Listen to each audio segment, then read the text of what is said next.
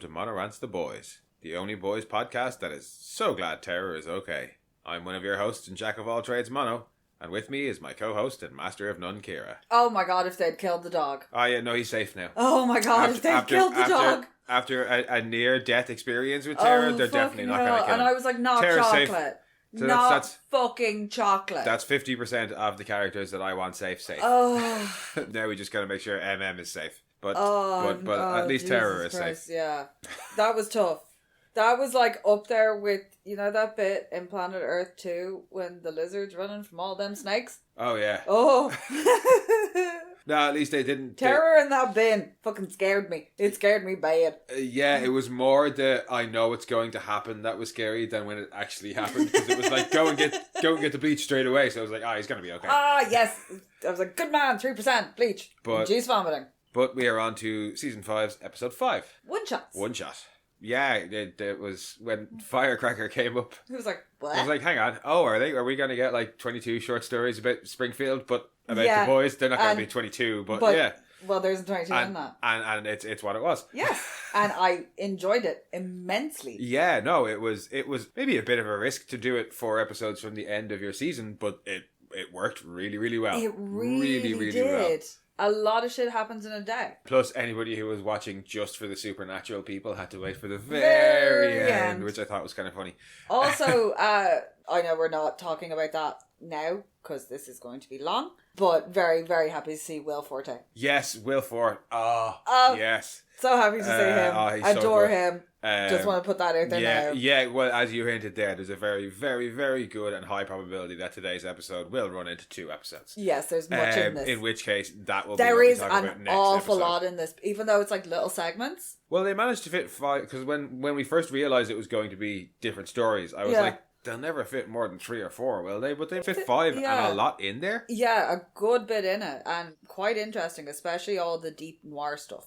Enjoyed that a lot. I enjoyed all of it. Yeah. I really the deep noir stuff was great. It was hilarious. The Firecracker stuff was like fucking acting masterclass, even though that was what the deep noir Bourke stuff was supposed to be. But Valerie Curry, wow. Oh my god. The terror stuff was great because it was terror and it gave us the boys. Also, it gave me, I think, my all-time Oh, come on, the memes that are going to come from that. Oh, have you seen the memes?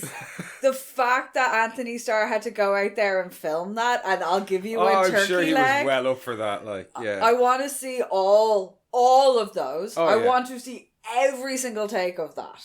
Please. Thank you. Just so good. It's fucking amazing. But the director for this episode is longtime director Phil Sugricia. Yes. I'm not surprised they brought him in for this episode, given they also had the Supernatural lads on. Yeah. So he's well used to directing them.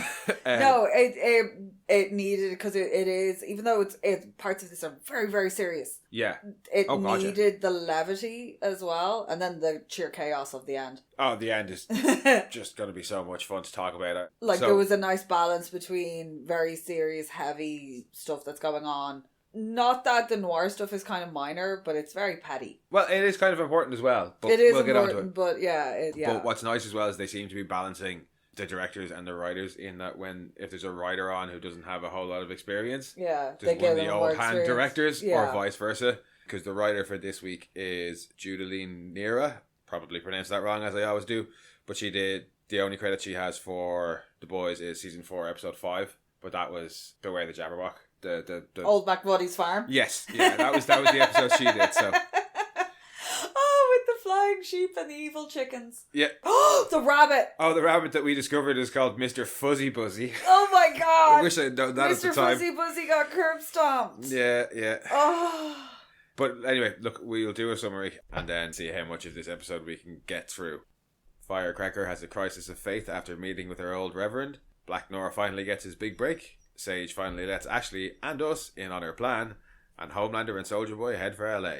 But who cares about any of that when Terror is around to hump his Homelander and dream his dreams? Oh, he likes it crusty. His dreams. Oh, they're so good. They are so good, but we'll have to wait a little while because the episode starts with an advertisement for the Democratic Church of America. Oh my god, That's how all. Americanly American is it? Although That it did... It's like Tegrity Farms ads. And No, the way it opened, it reminds me of that Budweiser ad where they're herding the cats. Oh, yeah. It's a fucking brilliant ad. It was a Super Bowl ad from back in the day. It's probably on YouTube. But it just had that whole thing. Also corporate onboarding training. That ad is the most American thing to have ever Americaned. Oh, yes. It also very much reminded me, in a weird way, of The Angelus, where everyone stops and looks at the bongs. Not those kind of bongs. Yeah. No, sadly not. But it kind of gave me that as well, which I suppose they were going for. It was a churchy ad. Yeah. The Democratic Church of America.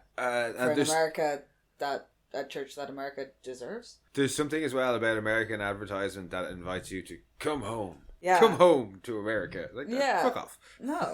I know where my home is. Yeah. And it ain't the Democratic Church of America. No. But Firecracker is still on a roll, basically, from last week, where everything seems to be going well for the Democratic Church of America, and she's talking about... Yeah, because she's actually showing them the ad, and she's then giving them all the stuff about how they're up so many points with, like, this demographic. White people between, like, basically White 30... women and men between 35 and 49 and 50 and 72 or something like that. And, so basically everybody above 35 that's white. Yeah. And like all of this stuff, and it's all going really well, and they're rolling out this big campaign over all of this and introducing their prophet Homelander. And Homelander's like, I don't like the word prophet. Yeah, prophet is a servant. I am God. And they're like, oh Father, because it's, who's in the meeting? Sage, it's the Father. it's the seven and Oh Father, basically. Yeah, because it's weird to see everybody around the table. Is Oh Father supposed to be in the seven now? No, but he's there for planning. Is he? Well, he might just be there to make up the numbers. Yeah. Well, also because Ashley can't be there because, busy. But he's also... Well, he's involved in this, like the church... Well, it's what Samaritans Embrace was. So he is... Yeah. He's directly involved, so it makes sense that he's there. And, like, Noir is there, and... Yeah, all the rest of... Yeah, Deep and Soldier Boy. Because this is how we get the kind of where this story... It's where all the stories, with the exception of terrors, split off from this meeting. Yeah. So, she's giving her a whole thing and talking about this, and he's like, no, I don't like this. Before that, though, she talks about experiencing growth like never before. Yeah. And Soldier Boy's like, I'm experiencing growth over here. Yeah. And the look from Homelander is just... And even, like, Firecracker's like, ugh. But, yeah, Oh Father is on... Like, is quick to step in on Homelander's side and be like, how about we do this? Like, well, she's like, we Lord. have to ease you into it. So they're like, what about a different name? No, well, he says, I want to be like a savior. And Oh Father suggests Lord. Yeah. And he's like, why don't we stage your return for Easter, like your second coming at Easter? Like, what's better than Jesus' resurrection? And he's like, second coming. Yeah, I'm not the son of God. I am God.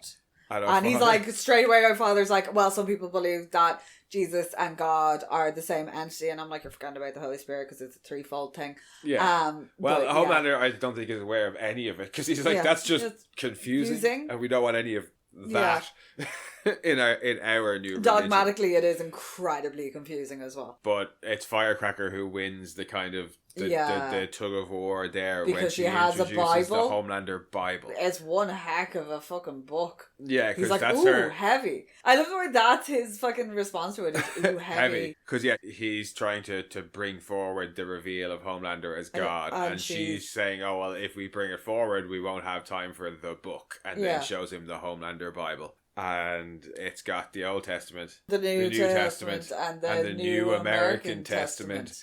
That was written by AI that was trained on Pat Robertson. Oh my god, so it's vitriolic. I would love to read it. Just knowing some of the things that Pat Robertson has said over the years. It would almost make you feel bad for the AI. Almost. You want to know the best thing? What? He's dead. Yeah, hooray. Yeah. But Sage then has a little bit of an input wherein she says... A religious upheaval of this kind. Not to... Yeah, there's going to be civil unrest. Yeah. Firecracker straight away is like, yeah, well, the local soups... Local law enforcement can handle, like, the suburbs and stuff like that, but for the major areas, we are going to need more soups. Is it Homelander? Yeah, like, she says we'll need some help, and Homelander says, recall all soups that are abroad. overseas back home, because American soup should be protecting American soil and not who gives a fuck a stan. Yeah. And it's at that point, I think, then Firecracker gets the call. Yeah. And her father asks her if everything's okay, and she's like, yeah, it's fine. And that's when Firecracker comes up on screen instead of the boys. And we were like, oh, okay, are we doing a little aside episode? Yeah. And we were, because she goes off and meets her old reverend. Yeah, so congratulations to her. She's outside in normal clothes and didn't stop to look at a big poster of herself. Yes, for the first time, any of the female members of the Seven have gone incognito. You realise, if you've never seen Valerie Curlery being interviewed, you realise just how dirty Firecracker's makeup does her. Because it is fucking some MAGA makeup going on. It is heavy-handed. Yeah. The conversation that they have is basically about, well, there was some break between them. Yeah. But they both seem happy to get over it. And we find out that he was very important to her in her formative years. Yeah, he kind of looked out for her. And made sure that she was well fed and taught her all about Jesus. From their conversation, it all seems to be in a very wholesome way. Yeah. And in what I can only describe as being very shocking for a Florida Baptist church. Yeah. He seems very accepting of, like, other ideas and stuff, because he's the one who says, you know, like, God doesn't favor any country. Yeah. But yeah, he seems to have just been a very kind of good, positive influence on her as a child. Not all religious people are. No. I'm just considering it's a Baptist church in Florida. Yeah, like it could be, you know. It's not West. It's obviously not Westboro. Yeah, fuck me, Jesus Christ. And I know they're not all Westboro, but considering the hate that she spews on a regular basis, it was nice to see that it wasn't something she had learned from an authoritative figure in that respect. Especially given, like, that's the thing with why a lot of these churches are so radical, is because there's no oversight.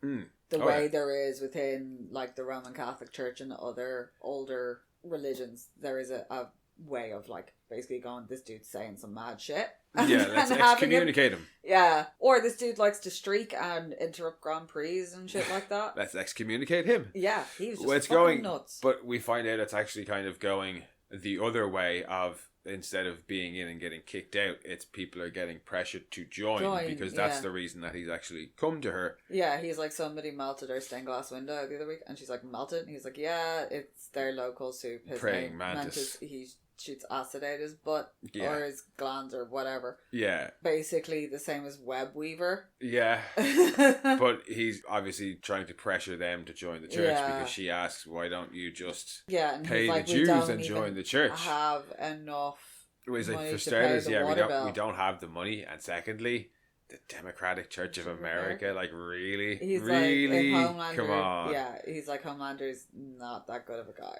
Yeah, well, he has asked her for help, and she says that, like, you know, Homelander doesn't like being challenged, basically. Yeah. But then, when he brings up the Democratic Church of America and says God doesn't favour any one country, she's like, "What? Tell me what God's ever done for Canada?" Yeah, is her response. But he's not buying it at all. And there he brings up the little Jesus statue she used to carry around. Oh God! And uses a turn of phrase that means something very different in Ireland, because he asks about the Jesus statue, and if she's still carrying it around, because she carried it around so much she nearly wore the face off it. And I was like, is she kissing a little Jesus figurine? Like, that's really weird. Oh no, hang on, he probably just means like that rubbing it. Played with it so much that she wasn't literally wearing the face. Well, she was literally wearing the face off Jesus, but not in the Irish way. Yeah, the Irish way, wearing the face off somebody means now we kiss with tongues, kissing them intensely. Yeah. Fucking horsing it into them. So it was just when he said nearly wore the face off, and it's nearly always used in the past tense. Yeah, I just see them. They were wearing the faces off each other. Or she wore the face off. Yeah. So generally used to refer to couples being very public. It's not. It's like, oh Jesus, see them and wearing the face off each other over there. Yeah, it's just like that's not. And then you throw water on them. Yeah. So like get a room, guys. Yeah. Fuck off. So that's not what he means. No. That is not what he means. But he basically reminds her that while Homelander is a great person and, you know, can do great things, it's not miracles he's performing. Yeah, he's like, he might be able to stop bullets and all of this stuff, but like... Yeah, and we get her name. He doesn't do any good. Oh, because he says that he's no god, and that you know, if she's anything like the Misty Tucker Grey that he Misty. fed fish to or whatever, yeah, she'd know it too. Of course her name is Misty. Yeah. It made, I don't know why learning her name was Misty made me so happy. It was definitely better than finding out about Soldier Boy being called Ben. Ben. Speaking of Ben, he shows up in the very next scene, finishing off romantic entanglement. Yeah. Of two. The beast with two backs. Yes, doing the horizontal worm. With Firecracker. Yeah, and she's like, that's the last time we do that. And he said, yeah, you said that the last 6 times. Yeah, she's like, I mean it this time. And he's like, did you nut? Yeah, you usually normally nut. And then she says about asking about being baptized. Well, he lights up his spliff, because of course he does. Yeah. He's a gentleman, though. He does sit a little ashtray on his chest so that he can, like, tap into it. Because I was like, is he holding a glass of, like, whiskey? No, it's a little smoked glass. You know those little heavy ones that, like, not the pub ones? Yeah. But the littler ones. My nanny used to have loads of them. It's one of those. And I was like, gentleman. He's not ashing all over everything. Good man. But yeah, she asks him if he was baptized. And he he's says, like, he was in rich settings, basically. Well, it's like in front of half a Chestnut Hill, which is like some incredibly affluent area of Pennsylvania, I think. Yeah. And it was done by a real governor. Yeah. Because I looked him up. But then they never stepped foot in a church again. Yeah. It was just to keep up appearances. Yeah, she says that she had just had lunch with her pastor. And he's like, oh, so you didn't nut then. Implying she normally falls asleep. Yeah, but she wants to talk. And she kind of confides in him that she's not sure where to... Yeah. Basically, she is having a crisis of faith. Like, everything that she grew up knowing is being challenged by having to believe this person who can tell when she's lying and trying to kind of reassess that within her belief system. Well, yeah, because she already believed that he was literally the greatest American anyway. Yeah, like she would literally do anything for him. Yeah. But putting him higher than God is the one thing that she cannot do. That's where her conflict is. Because she knows he's not a higher power. She's seen him at his most vulnerable. Oh, yeah. Like, she makes a point later on about when she suckles him and stuff like that. Like, she knows he's fucking snapped. Yeah, and like, Soldier Boy's not much help. And because she said that before. She's like, I'm not good at much, but I'm good at reading people. And she's like, you fucking crazy. Yeah, in fairness, Soldier Boy's not much help to her. No. Because he just talks about how Joseph was effectively a cook. Yeah. He was like, what's that make me? The father of God? Or Joseph? Yeah, if he's God, that makes me Joseph, basically. Yeah. And some crude... Oh, yeah. Descriptors. But then basically says, look, if there is a God... He didn't come out of my ball sack. Yeah. I was like, yeah, well, yeah. He's not wrong. No, he's not. But she goes off to see Homelander. Oh, because she says, do you think Homelander might give my church a pass? You know, her own. Yeah. So she goes to see Homelander to see if he will. But our father is there. Yeah, and he's like, oh, I'm just dropping off some donations from our congregation, and it's bottles of breast milk. Yeah. Of course what does he describe it as? Liquid gold. Liquid gold, yeah. To sustain their profit. Yeah. Well, yeah, you got to get his liquid gold from somewhere. Yeah. He's just so, like, he obviously knows. Yeah. Oh, father is very interesting. Obviously, like, Ashley probably told him. Yeah. Ashley, and he's trying to worm his way in there. And the thing with him is he isn't a believer. Like, he has none of the hesitance that she has. He's more than happy to just say, yeah, this guy's God. Yeah. No problem. Because the money is still rolling in, and that's what matters. Yeah, he 100% is like, I will shill whatever. Yeah. I really like the conversation that they have there, because he's trying to sound her out and see whether or not she is actually... I'm really, really enjoying Oh Father. Yeah, because when he's like, look at us, regular Peter and Paul. Yeah, I just also, the way he speaks. Oh, my favourite bit from him in this episode comes in the Black Noir section. Yes, but just I could listen to his voice all fucking day. But yeah, he sounds her out there where he says that he rang up the publishers of the Homelander Bible. And they can push it forward. And they're happy to have it out for Easter. I just don't understand why you wanted to delay it. Why did you want to delay it? They said they'd be more than happy to have it ready. And she was like, I just wanted to make sure that everything was perfect and we had all the kinks worked out. Yeah. You know, I didn't want to rush anything. And then he's like, oh, well, you know, if you ever have doubts, you can always come to me. I'll be a shoulder, like I'm a good comforting shoulder to cry or whatever. on. Yeah. And she's like, "Oh, bless your heart," and he does not know that's an insult. They're both very much talking. Like, yeah. Talking it's in code, and I really like how the whole thing is played out. But yeah, she leaves then at the end, just being like, "No, it's okay." And he's like, "Oh well, what did you want to talk to Homelander about?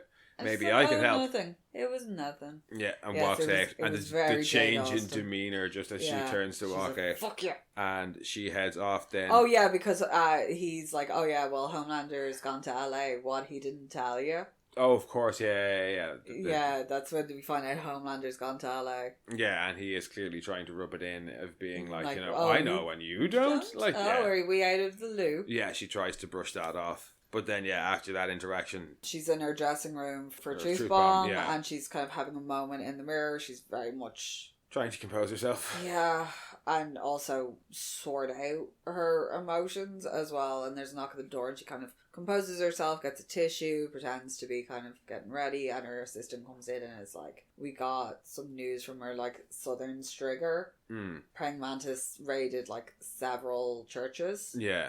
In... Daytona? Yes. And she's like, "Oh, a Southern Baptist, one of them." And they're like, "Yeah, with it being your home church, the guy upstairs wants us to run it at the top of the hour. You know, it's a personal story. Yeah. It'll have more impact. So will we load up the graphics?" And she's just like, "Yeah, I gotta get ready." And it's like, "Oh, shit." And you can see her assistant is like, "Oh." Yeah. I don't know if it's her assistant. I think it's more supposed to be a producer. Yeah, but you can see, like, she's like, "This isn't..." Yeah. Or when you see it more than when they actually go live. And fucking hell. Yeah, and she has to deliver the speech denouncing her old pastor as and a starlighter. You can see, because they cut between what would be all the stage lighting that's bang on her, that blanks out everything so you can't quite see the struggle. Yeah. Versus then the side shots that aren't the broadcast. Yeah. Where it is a lot more evident. But just the whole... the entire broadcast and the stalling. Valerie Curry is just so good. Oh my god. Yeah, the stalling on that church. Yeah, and then... being like, right, no, fuck it. I have to go through this. Yeah. And also, but seeing things come up like the fish fry Fridays and stuff like that. And it was like stuff she'd spoken about. Yeah, were supposed to be like, good and wholesome things have now. Yeah, but it was also like, who would know about this apart from people knowing that's her home church? Who else had gotten this information? Was it Sage? Is Sage the man upstairs? Probably. Well, but probably saying it's Homelander. Yeah. Yeah, just that whole entire scene is just like Valerie Curry is MVP in this episode, and to say nothing of the scene later on, just that scene there where she has to denounce her, and could have her own little starlight moment, but doesn't, and just somebody who was clearly a father figure to her, who went out of their way to look after her without making her feel like it was an imposition on them. Yeah, having to betray her religion and her faith and him at the same time, like.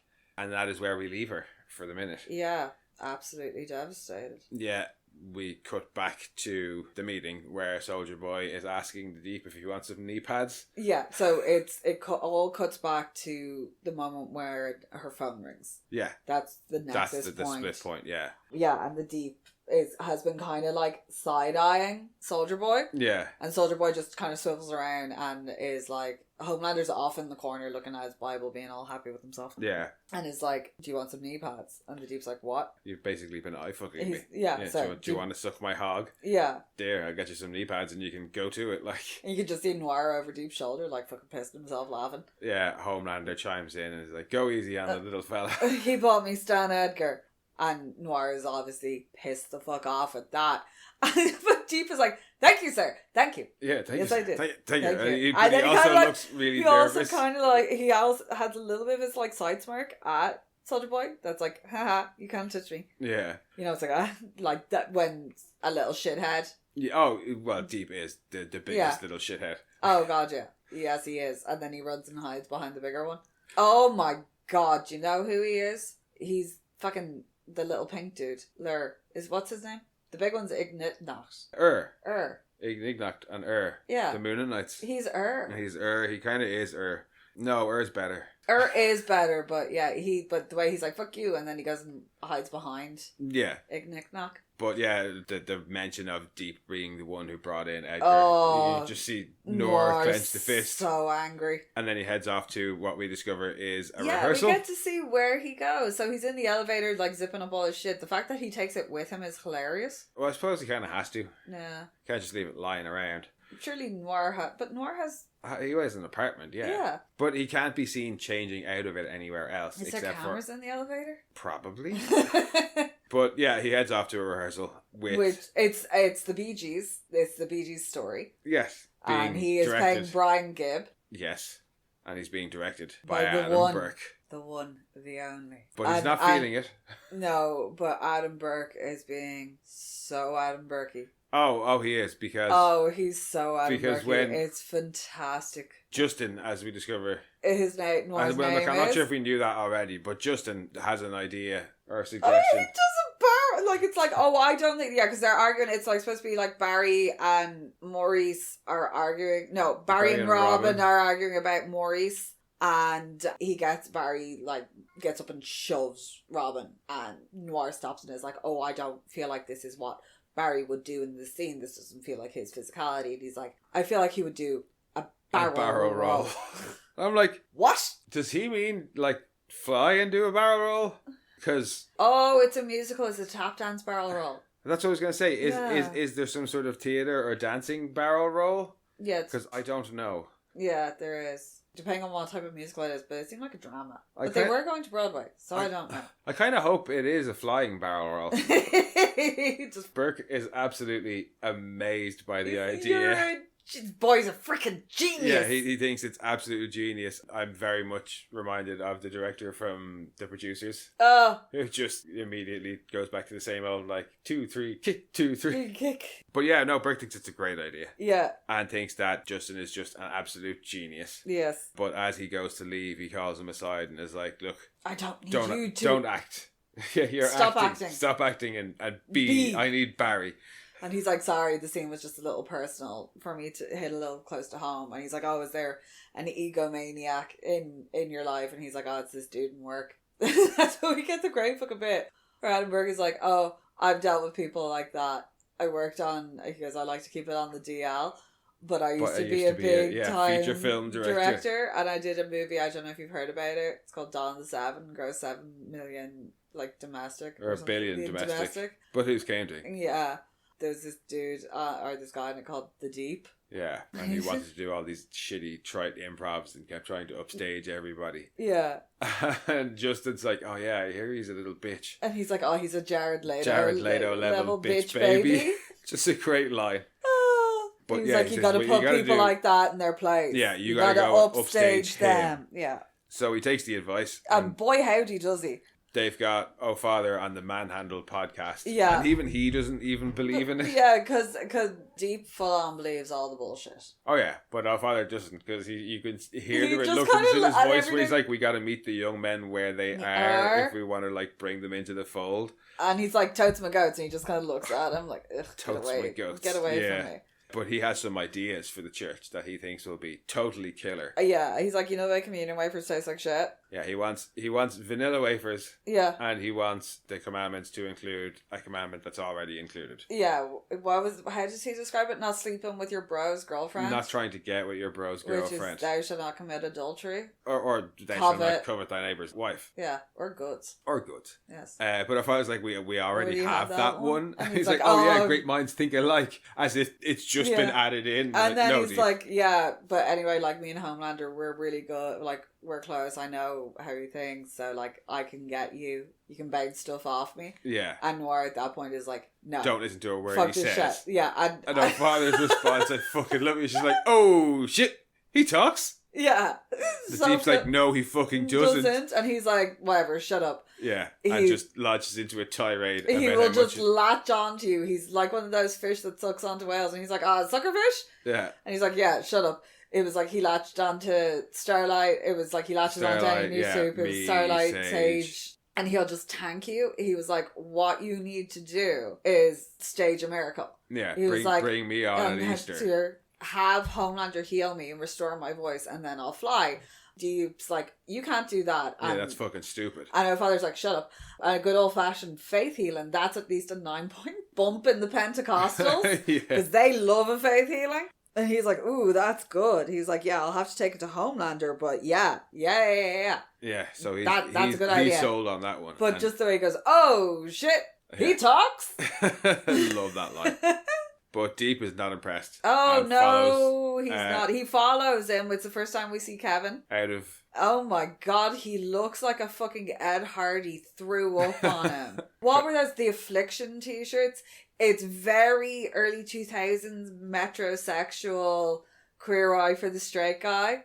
Particularly that South Park episode. It's at least better than the last time we tried to see him go incognito in Sandusky, where he just put an overcoat on over his costume and didn't even zip it up. The trench coat? Yeah. But he follows Black Noir back to his next rehearsal. Yeah. And he's all like, I did it. I upstaged him in his place. There's a lot of loving, and then there's the good news of they're going to Broadway. So he but not after the big old feel-good hit of the summer list of drugs that my Bourke god took after getting... Have you ever fucked on codeine? How do you fuck on codeine? I'm sorry, I've taken codeine. I was unconscious for 4 hours. And that was like a baby dose as well. Like, what the shit? Well, I mean, he took all the other drugs as well. He did, what was he? It was like... Oh, I can't remember the list. That was why I called it Feel Good Hit of the Summer. Like some of them were really funny. It was like huffing paint, huffing gas, guns, high-risk sex, fractured ass. Fractured ass. You can break that? It says right here, diagnosis, fractured ass. Then I think that's when the codeine came in, and then he's like, have you ever had sex on codeine? And I was like, how do you do that? Oh yeah, because I know the high risk sex was 100% Ashley. Oh yeah. The hair pulling. But he threatens to tell everybody about it when she won't let him in when the campus is being attacked.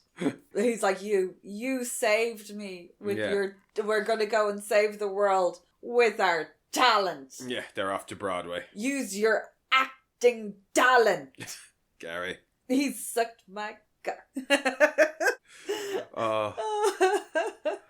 It's just Adam Bourke being so Adam Bourke is so good. He's great. It's fucking great. And then he's like, I got goes out like he's like, I gotta go take a shit. Yeah, you do your vocal warm-ups. I gotta go take a deuce. Or drop a deuce. When he's sitting down in the toilet, he's giving it about Tony Gilroy, which I thought was just. Does all the edits for all the stuff he filmed. Well, yeah, that was it. When he's riding Ashley in the toilets at the premiere. She's like, Tony Gilroy, fucking recut all your stuff. And he's like, fuck you. And she's like, pull my hair. Yeah, he's like, oh, I'm a fraud, babe. Yeah. She's like, yeah, you're nothing, because that's the start of her getting off on everything. But yeah, he's giving it about Tony Gilroy, and then something shoots up his ass, and it's an eel. And eels up inside you. Obviously got the hitcher from Mighty Boosh sent after him, because that was where I went as well. Eels. Eels up inside ya, finding an entrance where they can. Eels up inside ya, finding an entrance where they can. Boring through your mind, through your tummy, through your anus. Eels. Anyway. Bourke makes a lot of noise, and Noir never thought I'd have to be afraid of a moray eel running up the toilet, shooting up your bum. Well, he does. Noir rips it out, and his guts all follow. Yes, and he dies in one of my favourite possible ways, calling somebody closer before you die. Because he's like, I love it when Mr. Hanky does it to Kyle. Closer, come closer, Kyle. But yeah, I love it here because he calls Noir closer just to tell him his asshole hurts really fucking bad. And then he dies. And I am sad to see him go, but like he had a good run. He showed up in season 2. It's the closest we're ever going to get to that whole Huey's aunt and the tapeworm. Yes, yeah. That's a very well, it's not exactly like Huey's aunt and the tapeworm, but yeah. Definitely calls back to it, all right. Yeah. But yeah, that's the end of Bourke. Yeah, I'm sad to lose Bourke, but fuck me, what a way to go out. And what a magnificent swan song. I'm not sad to lose him because he was a joke character. It was a hilarious death.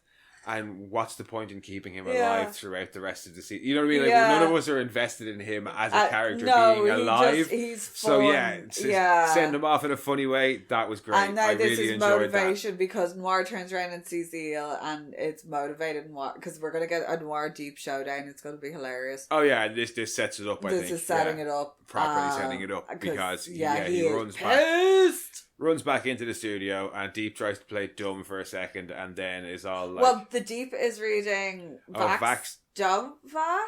I don't even care to know what the name of the actual thing is, but it's because it's by Vax Unvax. Because it's by that fucking brainworm fuckahead. Oh, is it supposed to be by RFK? It is by RFK Jr. It's is that a real book? Yeah. Oh god, His voice scares me. it should.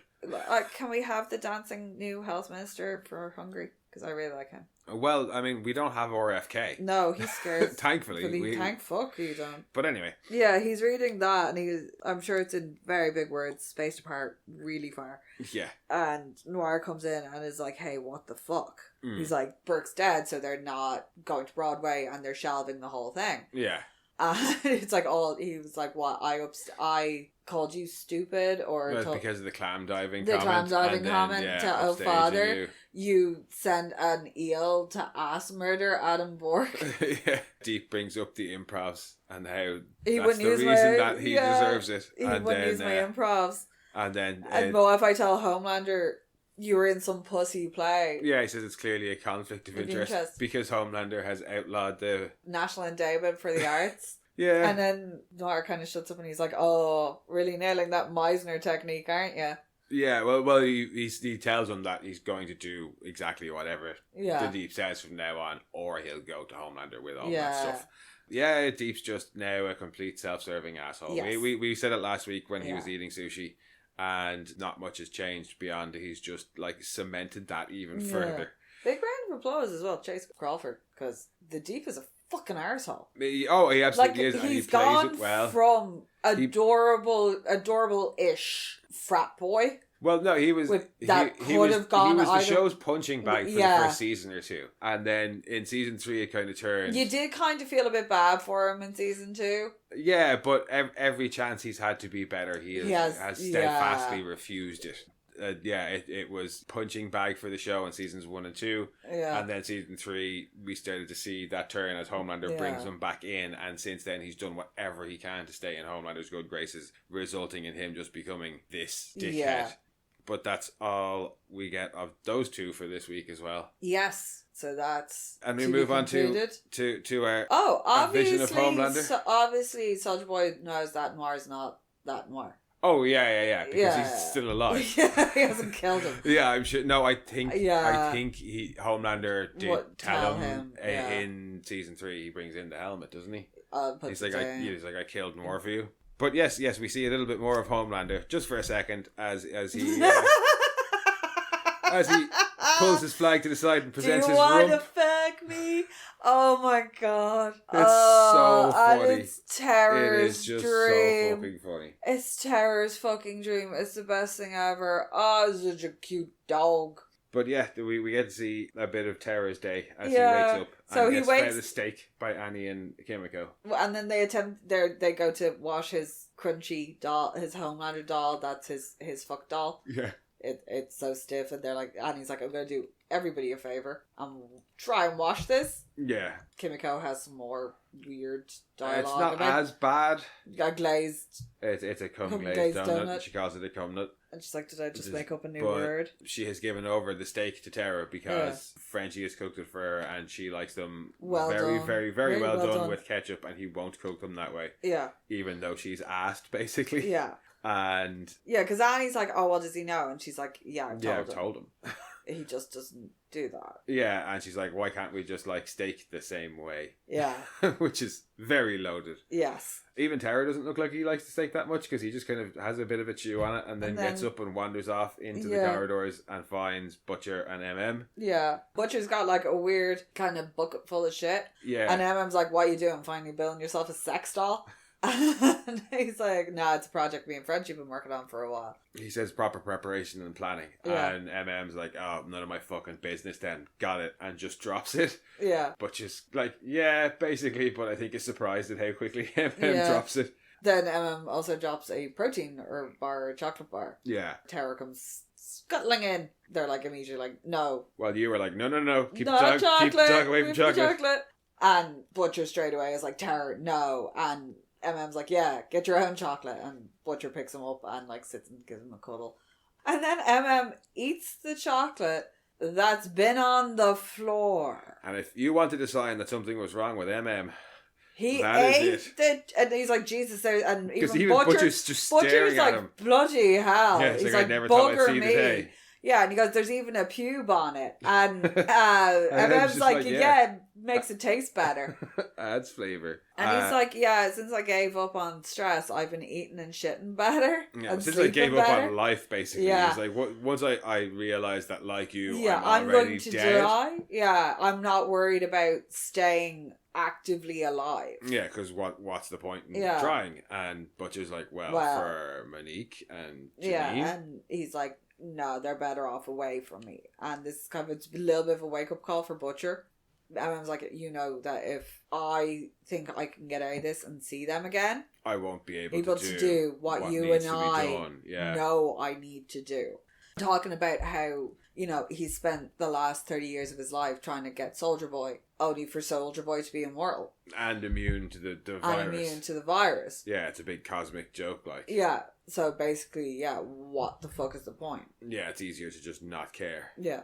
But Butcher tells him he's being stupid. Yes. But is not ready to listen. But I'm hoping that the fact that has given up hope is reason for us to have hope that he won't die, because it will give him I don't know, something. I don't feel that they are setting up him to die, whereas I still feel they are setting up Frenchie to die. Yes. Because Tara then goes off to see Frenchie. Who's cleaning up after making a steak, and he sees him and he's like, oh, tutu.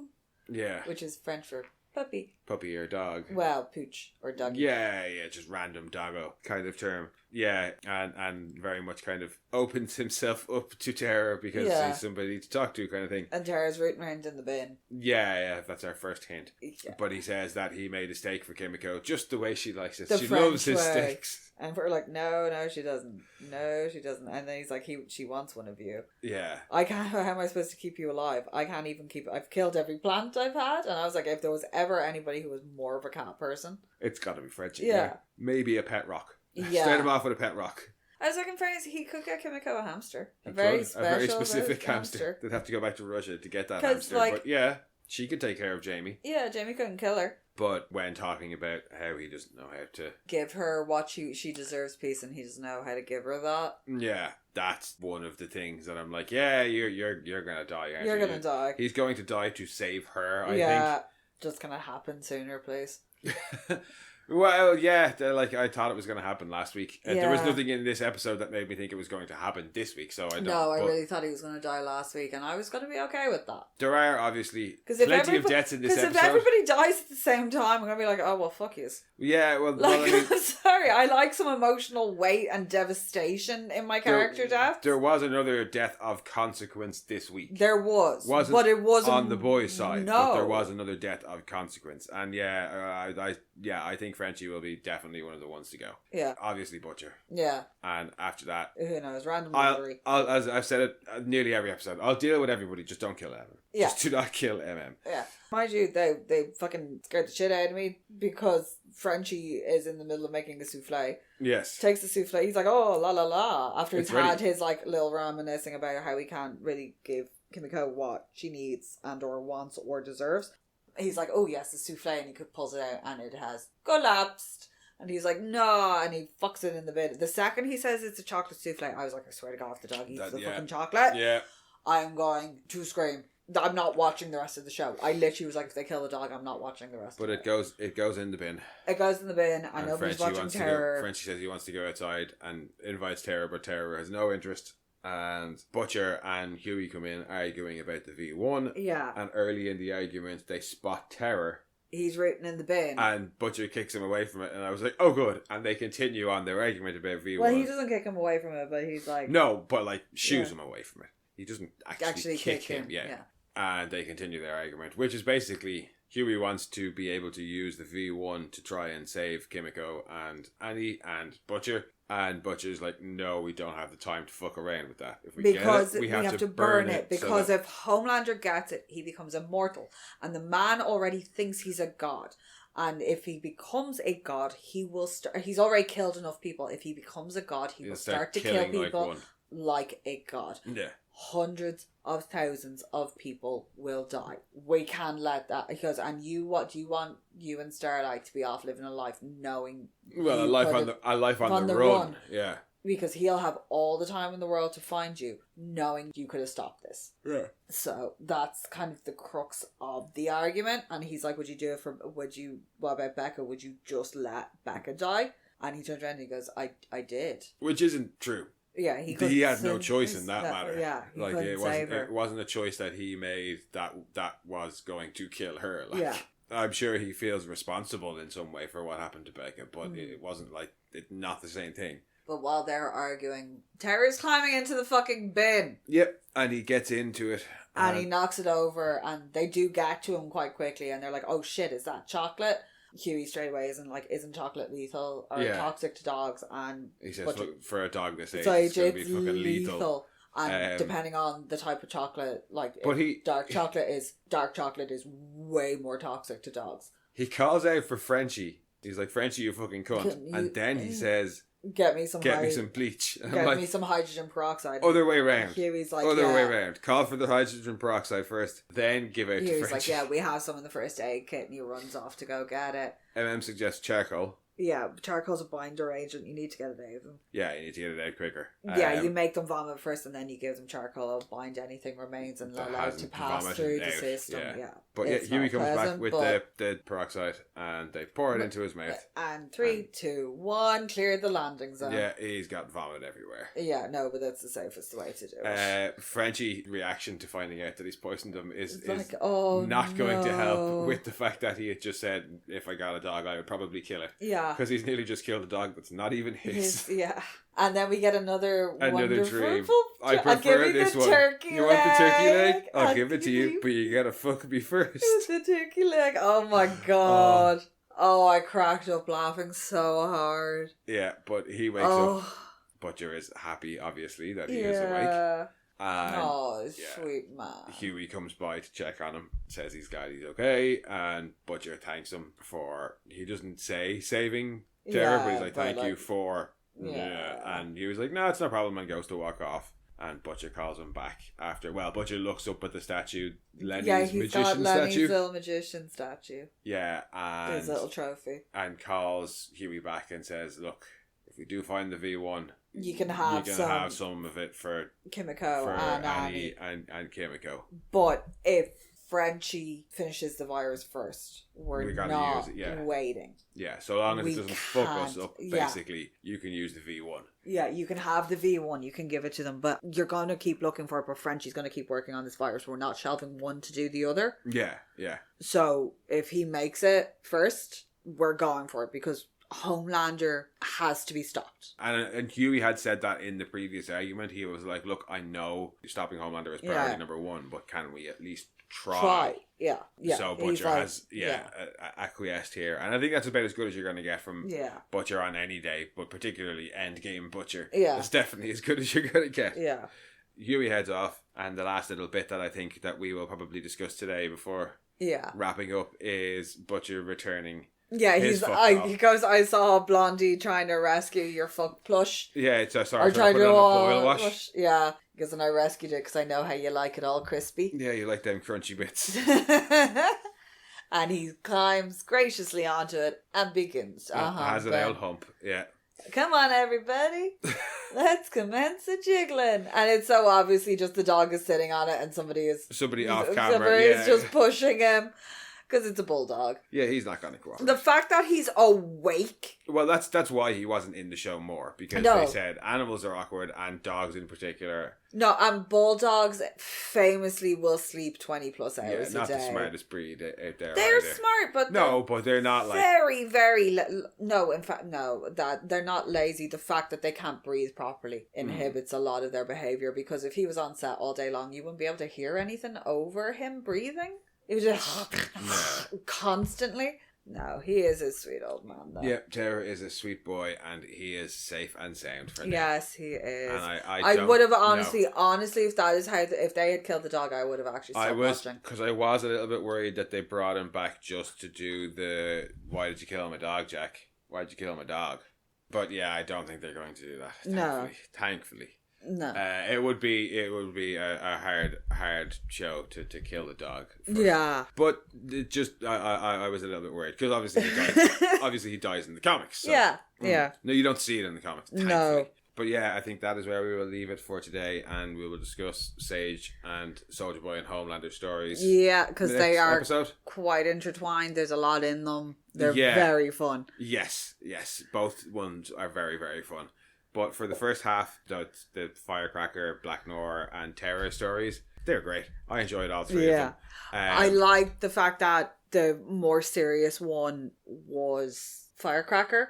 Well, yeah, it was because serious. She's never been shown. She's always been kind of a very shallow character. You know, and very much out for her own gain, and like she knows it's a grift. Yeah. And to see this actually have some sort of very personal effect on her. Yeah, I believe that she actually does hold and being there challenged. is more to her than just the fire crotch. And then we got the funny Black Noir and deep stuff. And which I feel is going to be pivotal later on. Oh, it will, yeah. Obviously not so much Firecracker because her story does end by the end of the episode. But a lot of the rest of it is setting up relationshipy stuff towards the end. Which will all crumble like dominoes. Because I still think the Deep is going to have some way of like fucking up everything. Well, it turns out Sage's plan isn't that complicated, but we'll talk about that next. But yeah, then the Terror episode was a little bit of a mix of serious and silly. Yeah. Because what the conversations that the people are having are all serious. But we get to see the silliness of Terror in his dreams. Yeah. So yeah, no, really, really enjoyed the episode at large, but those three that we've just discussed, they're great little stories. Yeah. And looking forward to talking about the second half. Yes, very much. We will be back fairly shortly with the second half, guys. Thank you, as ever, for joining us. In the meantime, if you want, you can head back and listen to our previous episodes or our other podcasts, Monorants at the Movies and Death Rants and Metalocalypse podcast. Or you can come and chat with us on Twitter at RantsMono, on BlueSky at Monorants, on Instagram at Monorants_the_boys. Or you can send your own rants to monorantspodcast@gmail.com. And we'll catch you soon. Bye bye.